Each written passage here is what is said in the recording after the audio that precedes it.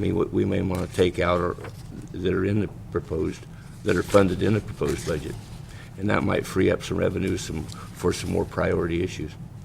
Okay, as we proceed through the PowerPoint presentation, again, those items will come up, but then I want to have public comment, and then we can have those individual specific items discussed before lunch. How's that?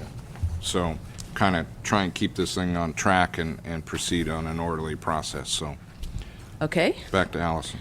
Okay, I have a short preamble to this, which is for people who are looking at the public copy, there are different directions it can go. In this case, it goes down on the left side and then down on the right side.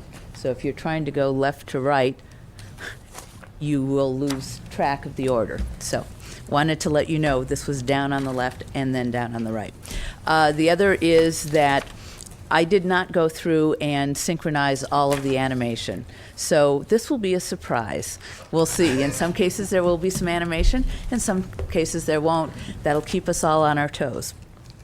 And I also wanted to say that there are a number of slides in here you've seen before. They're here for public reference. I'm not going to go over them in detail, but they are there for the public and if people have questions about everything that got us to this point. So I'll be moving through some of those quite quickly.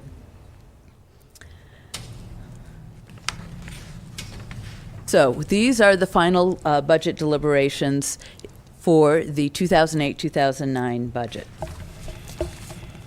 So the first part of the budget hearing, which we've already basically talked about, is the closeout of the last fiscal year, what that led to in the fund balance, the revenue projections, and then we move on to the 2008-9 budget.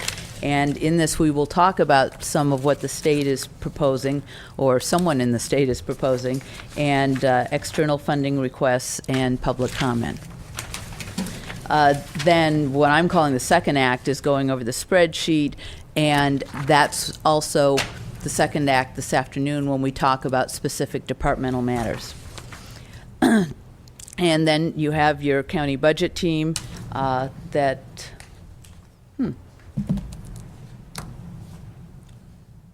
we'll keep moving through. Whoops, I was going too fast. Anyway, the county budget team was the folks you see here at the table, and Tom, and then all the department heads, their fiscal staff, and the executive office administrative staff. So it takes a lot of people to make this thing work. And this talks about the presentation. In here, you'll see guidelines that were used in creating the budget and the priorities that we've looked at in the balancing strategies. So, as you know, this is a year later. A year ago, September 2007, is when we adopted last year's budget. In the January of this year, the board adopted the county work plan, and then in February, we had our first fiscal workshop where we started talking about priorities. And the reason for these slides is to show that it is a year-round process, and that it essentially begins after a brief breather with the adoption of the last year's budget, and then we move into the next year. So in developing the budget, in March, the budget instructions were out. April 1st, you held a fee hearing. This was the first year we were trying to synchronize the fee hearing with the budget process. Obviously, that will get smoother the next time that we do it. And April, a lot of analysis was going on. May were the budget conferences, and then May 19th was a fiscal workshop.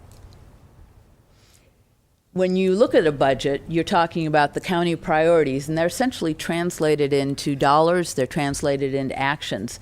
And you look at wages and benefits, debts and liabilities, and the things that you guys are used to.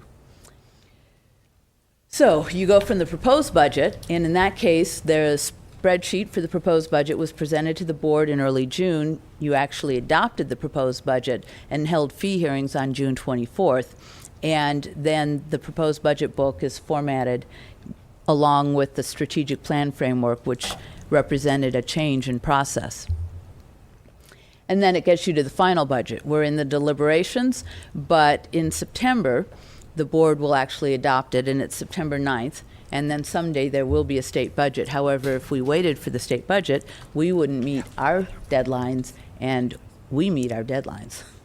So, the objectives in a budget are to look at the negotiated wage increases. That was a major factor in what we were doing this year, to maintain our commitments to paying debts and supporting departments in their critical missions, and then again, not wanting to forget EMS and the fire districts and the support that they've requested. So we're balancing the budget, and there's our little seal here. So the balancing strategy was to absorb negotiated wage increases within the current budgeted levels, to utilize salary savings and attrition as a way of doing that, to augment and protect the general fund whenever possible, and to build reserves, maintain the payment schedule on debts. And basically, those are in the back of our mind as we're going through all of this stuff. So when we were looking at the budget reductions up front, we asked all of the departments to do a 6% cut in assigned net county cost. And a majority of departments submitted at that net county cost, and that resulted in savings of about $2.4 million. Departments also absorbed increases in wages and benefits, again, mostly through salary savings, and that was another $4.8 million.